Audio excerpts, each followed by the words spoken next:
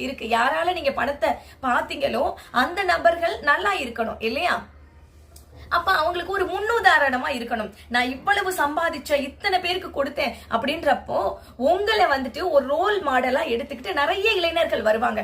அம்பானி மாதிரி பணம் சம்பாதிக்கணும் ஐயா, அம்பானி மாதிரி மத்தவங்களுக்கு உதவி பண்ணணும், அம்பானி மாதிரி ஏழை வாழங்களுக்கு கல்யாணம் பண்ணி வைக்கணும். அவர் சொத்து சேர்த்தாரு அப்படின்னா அவருக்காக மட்டும் வச்சுக்கல, அவர் சம்பாதிக்க முடியாத நபர்களுக்கு கொடுத்து உதவி பண்ணாரு. எல்லாருக்குமே நாலேஜ் ஒரே மாதிரி இருக்குமா? எல்லாருக்குமே திறமைகள் ஒரே மாதிரி இருக்குமா? ஒரு கிளாஸ்ல படிக்கக்கூடிய எல்லாராலையும் முதல் மதிப்பெண் எடுக்க முடியுமா?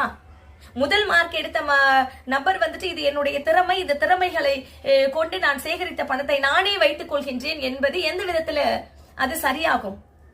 அதாவது நான் இந்த சட்டத்துல இடம் இருக்கா அப்படி இப்படிலாம் நான் சொல்லல, மனிதாபிமான அடிப்படையில நான் சொல்ல வரேன் நானு.